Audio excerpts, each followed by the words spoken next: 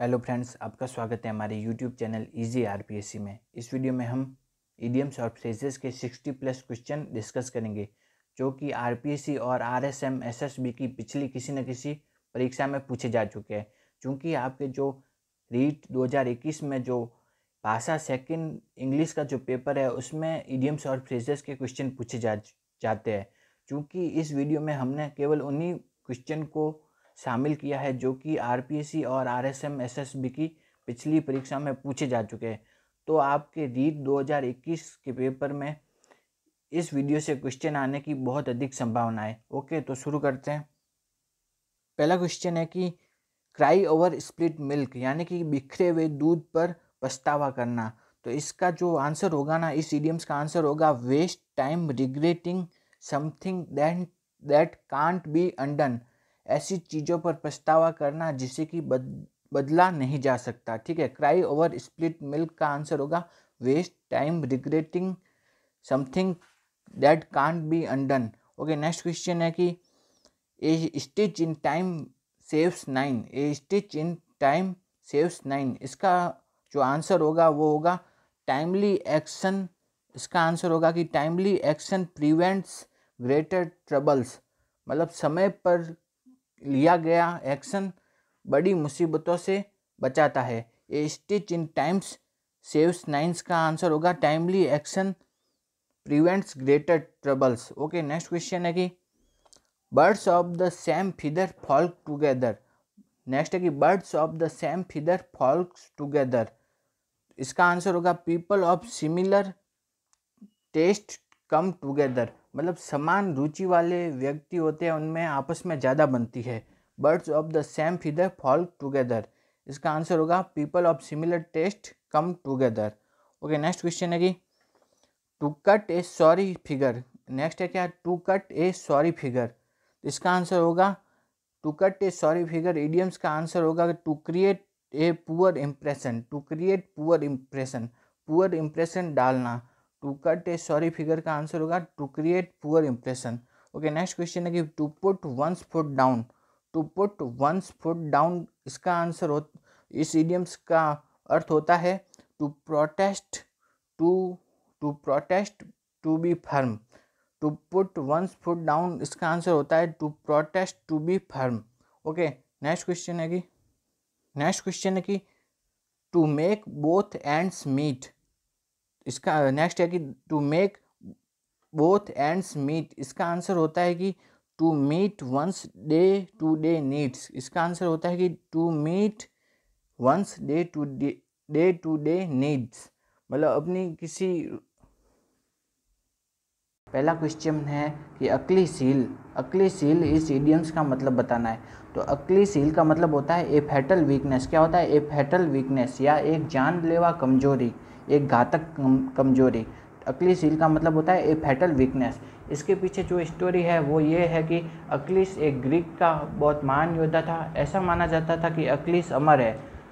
Greek में एक नदी बहती है जिसका नाम है स्टिक्स नदी। ऐसा मानते हैं कि स्टिक्स नदी का पानी बहुत पवित्र है और जो भी उसमें नहा लेता है वो अमर हो जाता है।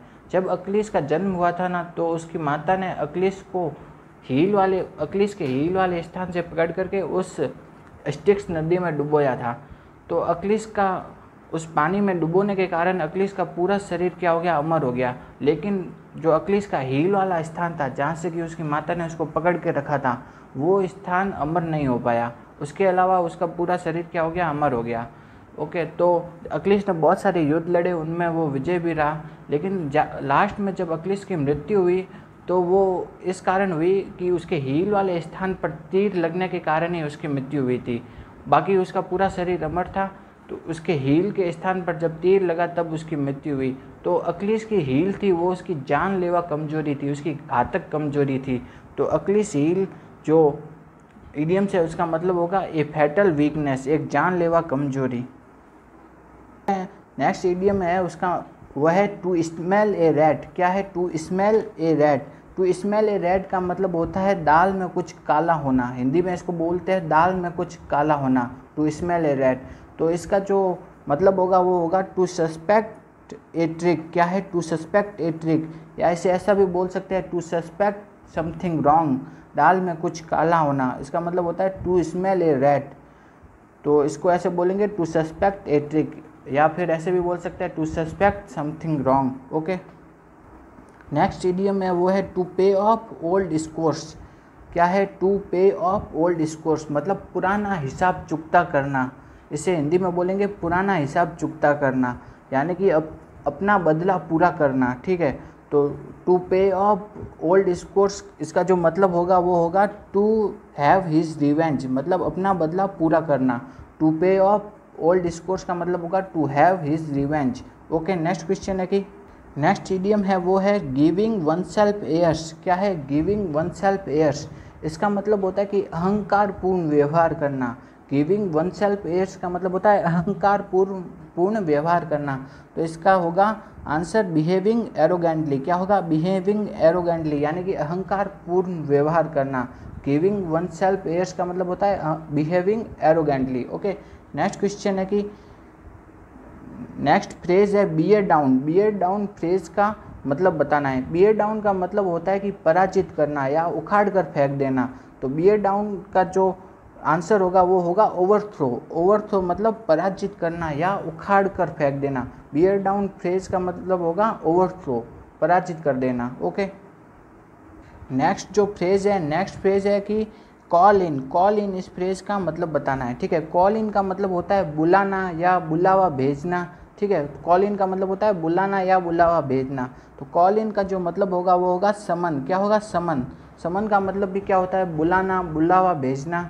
ओके, तो कॉल इन का जो होगा, कॉल इन फ्रेज का मतलब होगा समन। ओके, नेक्स्ट क्वेश्चन है कि नेक्स्ट फ्रेज है take after. Take after phrase का मतलब बताना है। ठीक है, तो टेक आफ्टर का मतलब होता है कि सदृश होना।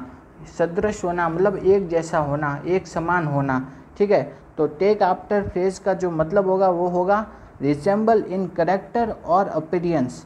करेक्टर या अपीयरेंस में एक समान होना, रिजेंबल होना।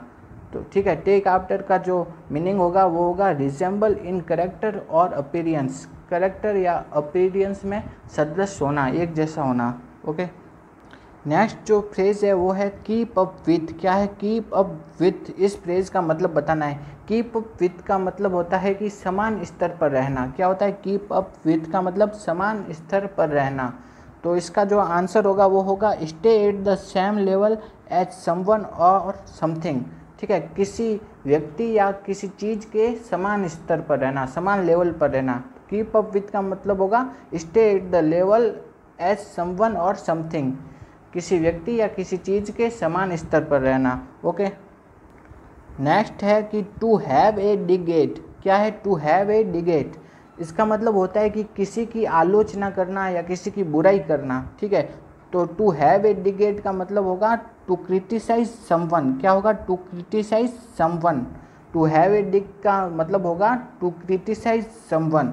ओके, नेक्स्ट क्वेश्चन है कि बाय फिट्स एंड स्टार्ट्स। क्या है? By fits and it starts, इसका मतलब बताना है। तो इसका मतलब होता है कि अनियमित रूप से। बाय फिट्स एंड स्टार्ट का मतलब होता है बीच बीच में रुककर या अनियमित रूप से। ठीक है, तो इसका आंसर होगा इररेगुलरली। क्या होगा? इररेगुलरली। ठीक है, बाय फिट्स एंड स्टार्ट का आंसर होगा इररेगुलरली, अनियमित रूप से। ओके, नेक्स्ट क्वेश्चन है कि टू कम टू लाइट। क्या है? टू कम टू लाइट, इसका मतलब बताना है अपन को। ठीक है, तो टू कम टू लाइट इसका मतलब होता है कि प्रकट करना, रिवील करना। तो टू कम टू लाइट का आंसर होगा टू रिवील। क्या होगा? प्रकट करना या रिवील करना। टू कम टू लाइट का जो होगा आंसर वो होगा to reveal. Okay, next question है कि टू ब्रश अप। क्या है? To brush up.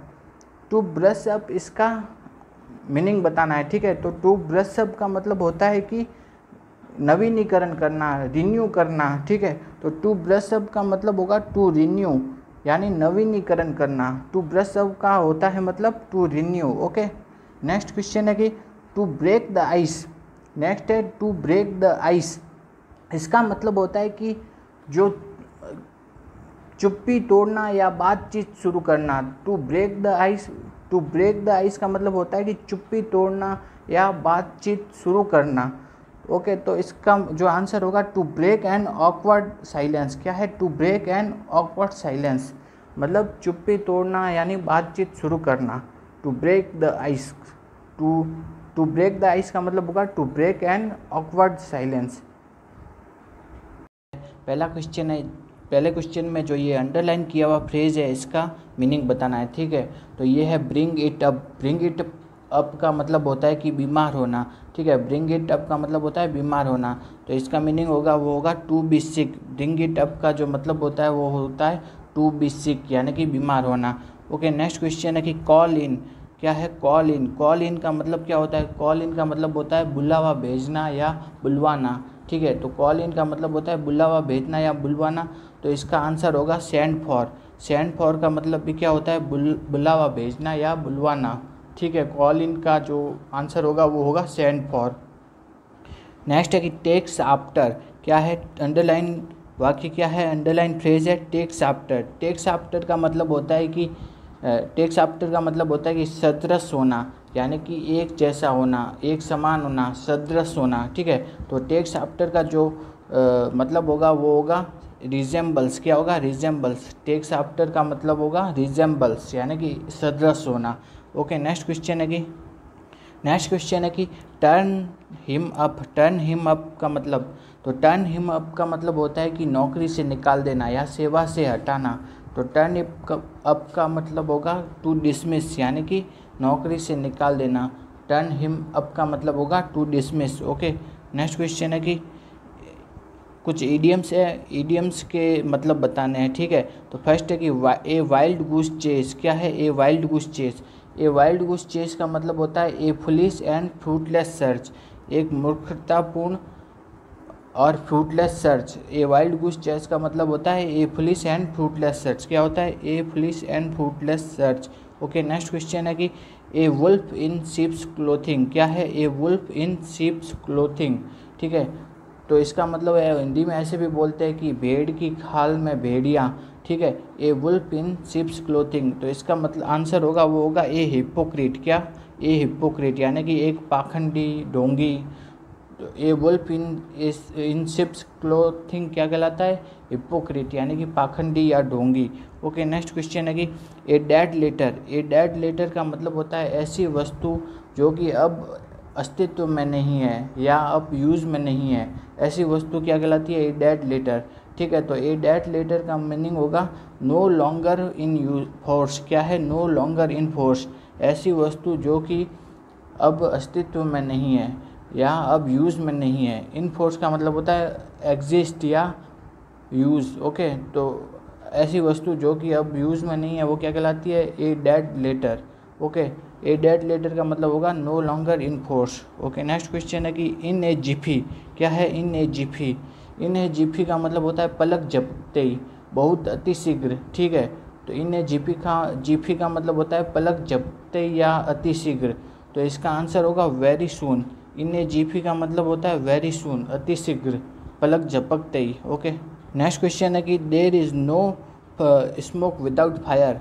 There is no smoke without fire यानी कि बिना आग के धुआं नहीं उठता है, ठीक है। जब आग लगती है तभी धुआं उठता है, तो इसका जो आंसर होगा वो होगा there is no effect without a cause. क्या है? बिना कॉज के कोई इफेक्ट नहीं होता। There is no effect without a cause. Okay, तो इसका there is no effect without a cause. Okay, next question है कि अगला क्वेश्चन है कि पुट देयर हेड्स टुगेदर। पुट देयर हेड्स टुगेदर इसका मतलब बताना है, ठीक है। तो पुट देयर हेड्स टुगेदर इसका मतलब होता है कि आपस में सलाह मशवरा करना, एक दूसरे से सलाह मशवरा करना, ठीक है। तो इसका आंसर होगा कंसल्ट वन अनदर। क्या होगा? Consult one another. Put their heads together, together का मतलब होता है कंसल्ट वन अनदर, एक दूसरे से कंसल्ट करना। ओके, नेक्स्ट क्वेश्चन है कि नेक्स्ट है कि जो फ्रेज है विप्ड आउट। क्या है? Whipped out. विप्ड आउट इस फ्रेज का मतलब बताना है। तो विप्ड आउट का मतलब होता है कि सफाया करना या रिमूव कर देना, ठीक है। विप्ड आउट का मतलब होता है सफाया कर देना या रिमूव कर देना, ठीक है। तो इसका आंसर होगा रिमूव्ड। विप्ड आउट का आंसर होगा रिमूव्ड, ठीक है। ये सफाया कर देना, रिमूव कर देना। ओके, नेक्स्ट क्वेश्चन है कि be at one's wits end, क्या है, be at one's wits end, इसका मतलब बताना है। तो be at one's wits end इसका मतलब होता है कि किसी चीज़ की इतनी ज़्यादा चिंता करना कि समझ में ही ना आए कि क्या करे या क्या ना करे, ठीक है। तो इसका आंसर होगा get so worried as not to know what to do, इतनी ज़्यादा चिंता करना कि कुछ समझ में ही ना आए कि क्या करे या क्या ना करे। तो be at one's wits end का मतलब होता है, ठीक है। तो be at one's wits end का मतलब होता है get so worried as not to know what to do. Okay, next question है कि टू मेक वंस मार्क, क्या है, टू मेक वंस मार्क, ठीक है। टू मेक वंस मार्क का मतलब होता है कि अपनी पहचान बनाना, या फिर ऐसे भी बोल सकते हैं कि टू सक्सीड ब्रिलियंटली, क्या है, to succeed brilliantly. To make one's mark का मतलब होता है to succeed brilliantly. Okay, next question है कि टू ब्रिंग इट लाइट, क्या है, टू ब्रिंग इट लाइट, इसका मतलब बताना है। टू ब्रिंग इट लाइट का मतलब होता है कि प्रकाश में लाना, या तो इसका इंग्लिश में बोलेंगे टू मेक वाइडली नोन, क्या है, टू मेक वाइडली नोन। तो टू ब्रिंग इट लाइट यानी कि प्रकाश में लाना, इसका मतलब होगा टू मेक वाइडली नोन, ठीक है, to make widely known. Okay, next question है कि ए गुड फॉर नथिंग, क्या है, ए गुड फॉर नथिंग, इसका मतलब बताना है। तो ए गुड फॉर नथिंग का मतलब होता है a worthless and lazy person, क्या होता है, a worthless and lazy person. A good for nothing का मतलब होता है a worthless and lazy person. Okay, next question है कि at the 11th hour, at the 11th hour, ठीक है। तो एट द 11th आवर का मतलब होता है कि एट द लास्ट मोमेंट, क्या मतलब होता है, at the last moment. Last moment के लिए क्या यूज़ करते हैं, एट द 11th आवर, ठीक है। तो एट द 11th आवर का मतलब होता है at the last moment. Okay, next question है कि पुट अप विथ का मतलब क्या होता है। तो पुट अप विथ का मतलब होता है कि टॉलरेट, क्या करना, टॉलरेट करना, बर्दाश्त करना, किसी को बर्दाश्त करते हैं, टॉलरेट करना है, तो उसके लिए क्या यूज होता है, पुट अप विथ, क्या, पुट अप विथ का मतलब होता है टॉलरेट। ओके, नेक्स्ट क्वेश्चन है कि need of the hour, need of the hour, ठीक है। तो नीड ऑफ द हॉर का मतलब होता है कि the requirement eight A given time, क्या होता है, the requirement eight A given time, इसका मतलब होता है द नीड ऑफ हॉर, मतलब किसी टाइम की में जो रिक्वायरमेंट होती है ना, उसे क्या कहा जाता है, need of the hour. Okay, next question है कि टू बैंक अपॉन, क्या है, टू बैंक अपॉन।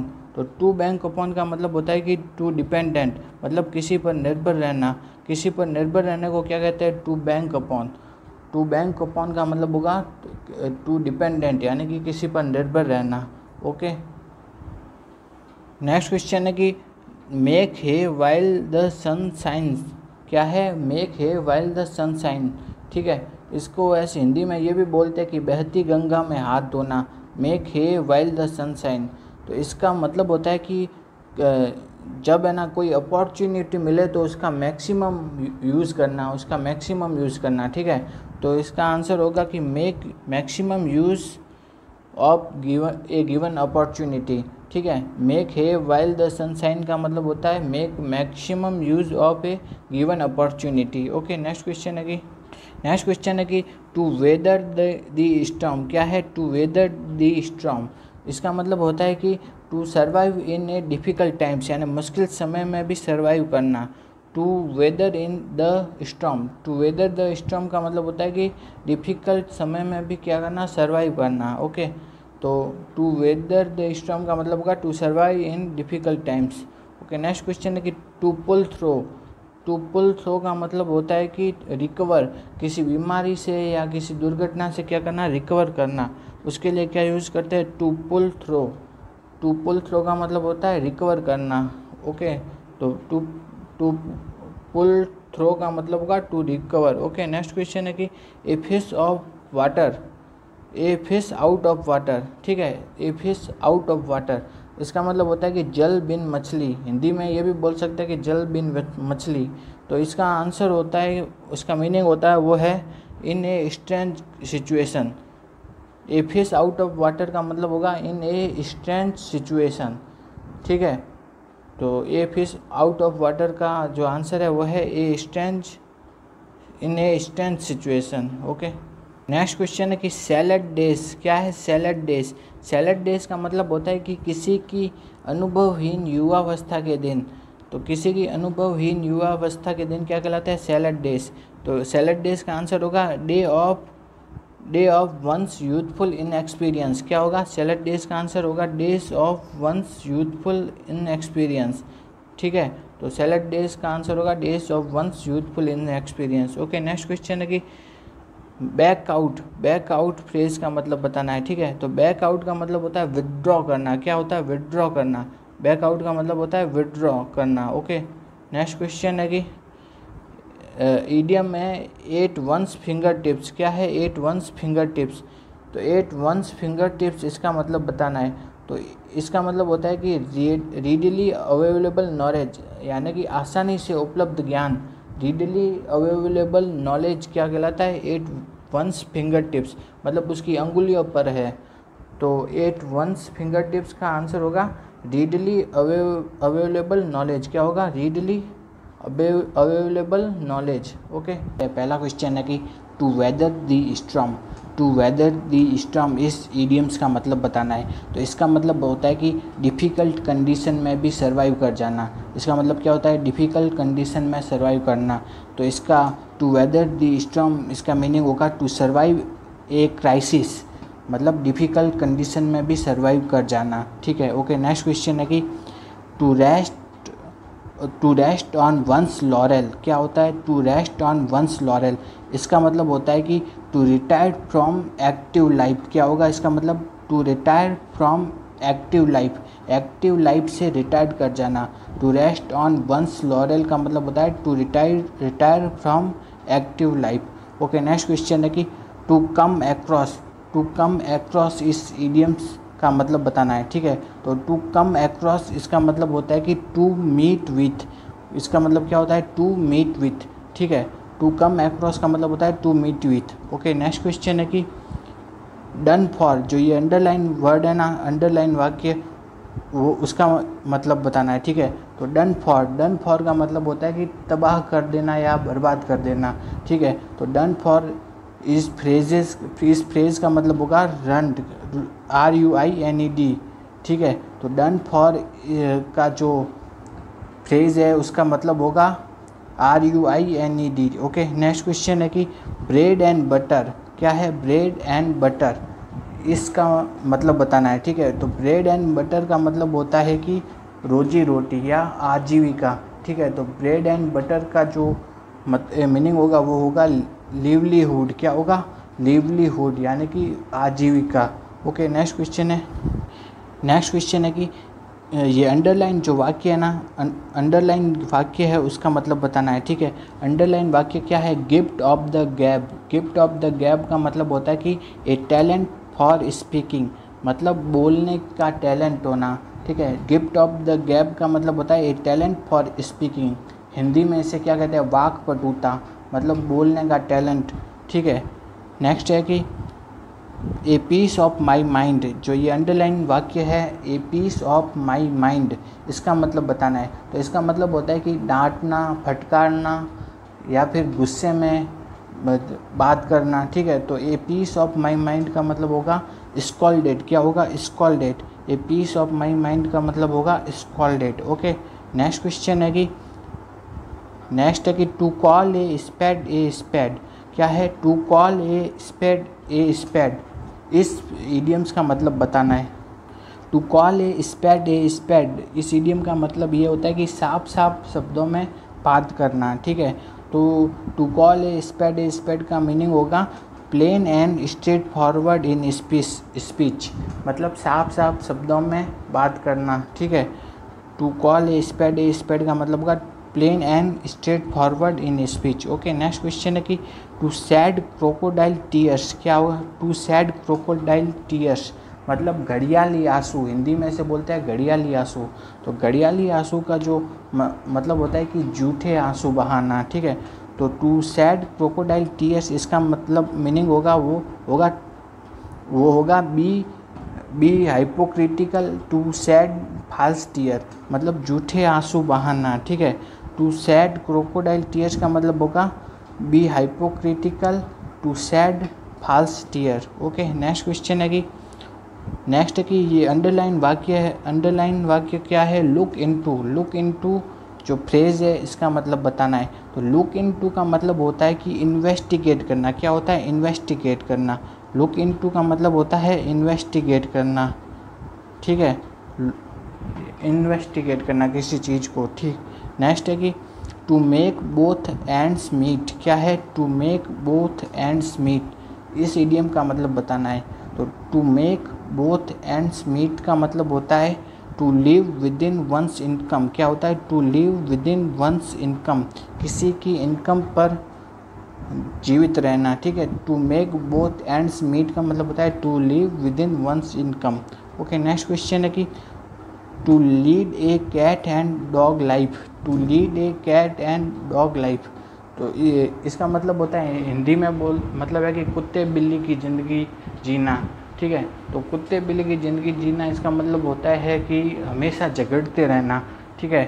तो to lead a cat and dog life इसका मीनिंग होगा to be always quarrelling, to be always quarrelling, ठीक है। तो to lead a cat and dog life का जो मतलब होगा वो होगा टू बी ऑलवेज क्वारेलिंग, ठीक है। नेक्स्ट है कि लाइफ हैज़ इट्स, जो ये रिक्त स्थान है, इस रिक्त स्थान में जो एप्रोप्रिएट इडियम्स को भरना है, ठीक है। लाइफ हैज़ इट्स, वो क्या आएगा? Ups and downs. लाइफ के अपने उतार और चढ़ाव होते हैं, तो ठीक है, तो क्या आएगा? Life has its ups and downs. Okay, next question है कि अप टू द मार्क। क्या है? अप टू द मार्क, इस इडियम का मतलब बताना है। तो अप टू द मार्क का मतलब होता है कि क्वाइट सेटिस्फैक्ट्री। क्या होता है? Quite satisfactory. Up to the mark का मतलब होता है क्वाइट सेटिस्फैक्ट्री, यानी कि संतोषजनक। ओके, नेक्स्ट क्वेश्चन है कि नीड ऑफ द हॉर। क्या है? Need of the hour. Need of the hour का मतलब होता है, नीड ऑफ द और का मतलब होता है कि requirement of a given time. क्या होता है? Requirement of a given time, ये मतलब होता है नीड ऑफ द और का मतलब। ओके, नेक्स्ट क्वेश्चन है कि through thick and thin. Through thick and thin का मतलब क्या होता है? Through good time and bad time, through good and bad time, ठीक है, अच्छे और बुरे समय से गुजरते हुए, ठीक है। थ्रो थिक एंड थिन मतलब अच्छा और बुरे समय से गुजरते हुए। ओके, नेक्स्ट क्वेश्चन है कि to come to light. To come to light का मतलब क्या होता है? टू कम टू लाइट का मतलब होता है टू रिवील। क्या होता है? टू रिवील, यानी कि प्रकट करना। टू कम टू लाइट का मतलब होता है टू रिवील, यानी प्रकट करना। नेक्स्ट क्वेश्चन है कि टू कम टू टर्म्स। क्या है? टू कम टू टर्म्स, तो इसका मतलब होता है कि टू मेक एन एग्रीमेंट। क्या होता है? To make an agreement. To come to terms का मतलब होता है to make an agreement. Okay, next question है कि एन ओपन क्वेश्चन। क्या है? An open question. तो एन ओपन क्वेश्चन का मतलब होता है कि a question without any agreed answer. क्या है? A question without any agreed answer, ऐसा क्वेश्चन जिसका कि कोई एक एग्रीड आंसर नहीं है, ठीक है, वो क्या कहलाता है? An open question. An open question क्या होता है? A question without any agreed answer. Okay, next question है कि ये on the spur of the moment. क्या है? On the spur of the moment, इस इडियम्स का मतलब बताना है। तो on the spur of the moment इसका मतलब होता है एकदम से, अचानक से, बिना कुछ प्लान किए, एकदम अचानक से, ठीक है। तो इसका मतलब होगा कि ऑन इम्पल्स, मतलब एकदम अचानक से। On the spur of the moment का मतलब होगा ऑन इम्पल्स। ओके, अगर आपको हमारा ये वीडियो अच्छा लगा तो वीडियो को लाइक कीजिए और हमारे यूट्यूब चैनल को सब्सक्राइब कीजिए। Thank you.